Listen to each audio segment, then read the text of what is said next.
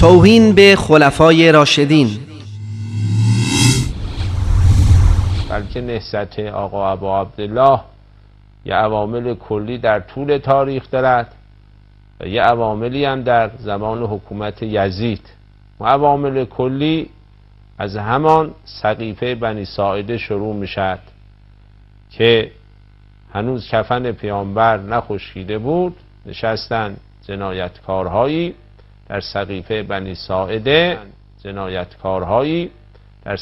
بنی ساعده، و حکومت حقه امیرالمؤمنین که حکومت دینی بود که پیامبر بارها علی رو بعد از خودش معرفی کرده بود، به صرف اینکه علی جوان است، به صرف اینکه علی مثلا شوخی میکند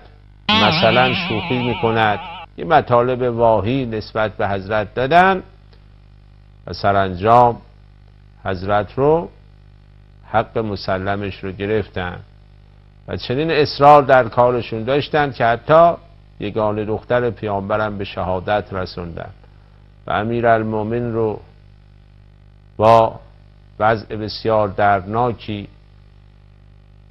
بدون ردا، بدون امامه، ریسمان به گردنش انداختن و بردن در مقابل خلیفه اول و خواستن با او بیعت بکنن و گفتن فلانی بزرگتر هست که پدر او در اومده بود گفته بود اگر بنا به بزرگتری است من بزرگتر از فرزندم هستم و حضرت رو 25 سال خانه نشین کردن و 3 خلیفه غصب حکومت کردن.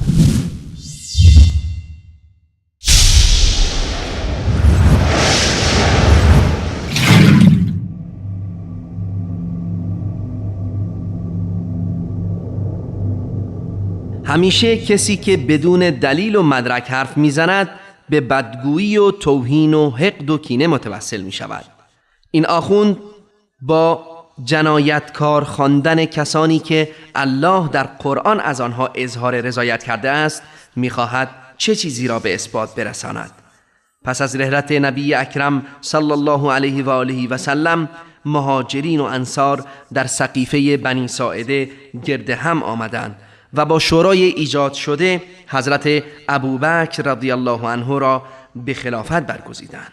برخی کوردلان دائم بر این تجمع صحابه زبان اعتراض می‌گشایند و آن را توطئه‌ای علیه حضرت علی رضی الله عنه جهت غصب خلافت الهی می‌دانند. کدام خلافت الهی؟ به کدامین دلیل و مدرک چنین خلافتی را برای علی ابن ابی طالب رضی الله عنه ثابت می‌کنید؟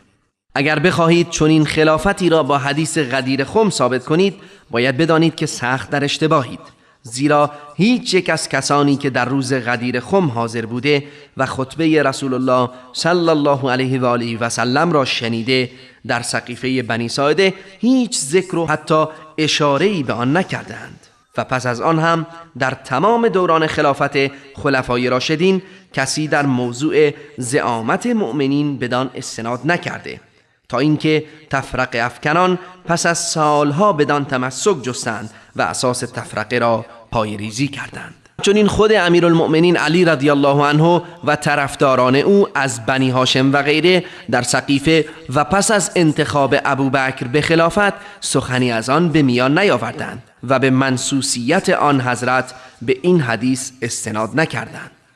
اصلا معلوم نیست که این آخوند خزعبلاتی مانند انداختن ریسمان به گردن علی رضی الله عنه را از کجا پیدا کرده و آن را نقل می کند.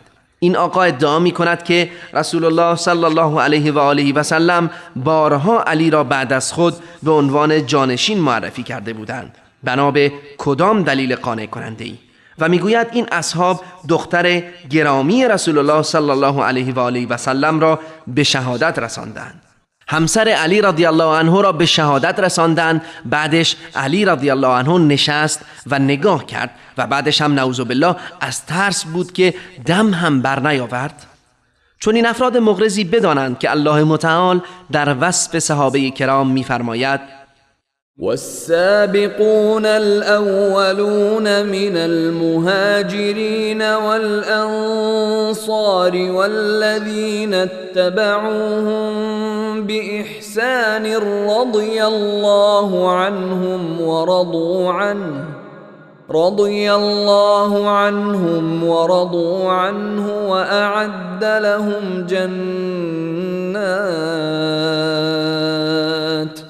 وأعد لهم جنات تجري تحتها الأنهار خالدين فيها أبدا ذلك الفوز العظیم. الله از پیشگامان نخستین مهاجرین و انصار و کسانی که به نیکی از آنان پیروی نمودند راضی است و آنان نیز از الله خوشنودند و الله برایشان باغهایی آماده کرده که از زیر آن جویبارها روان است و جاودانه در آن میمانند. این رستگاری بزرگ است. و چنین اصرار در کارشون داشتند که حتی یگانه دختر پیامبرم به شهادت رسوندند. و چنین اصرار در کارشون داشتند که حتی یگانه دختر پیامبرم به شهادت رسوندند. یکی دیگر از توهین‌های شیعیان رافضی به پیامبر صلی الله علیه و آله و سلم این است که دختران دیگر آن حضرت غیر از فاطمه زهرا رضی الله تعالی عنها را انکار می‌کنند و می‌گویند که زینب، رقیه و ام کلثوم دختران پیامبر صلی الله علیه و آله و سلم نیستند، زیرا رسول اکرم صلی الله علیه و آله و سلم دو دختر خود رقیه و ام کلثوم را به عقد ازدواج سیدنا عثمان بن عفان رضی الله تعالی عنه درآوردند. اما الله متعال در آیه 59 سوره احزاب این دروغ روافض را آشکار می کند. يا أيها النبي قل لأزواجك وبناتك ونساء المؤمنين يدنين عليهن من جلابيبهن ذلك أدنى أن يعرفن فلا يؤذين وكان الله غفورا رحيما. ای پیامبر، به همسران و دخترانت و به زنان مؤمن بگو چادرهای خود را بر خویشتن فرو پوشند. این پوشش به این که به پاک دامنی شناخته شوند نزدیکتر است و بدین ترتیب مورد آزار قرار نمیگیرند و الله آمرزنده مهربان است. بینندگان گرامی، به این آیه مبارکه توجه کنید. الله سبحانه و تعالی خطاب به پیامبر صلی الله علیه و آله و سلم می‌فرماید قل لازواجک و بناتک، یعنی به همسران و دخترانت بگو.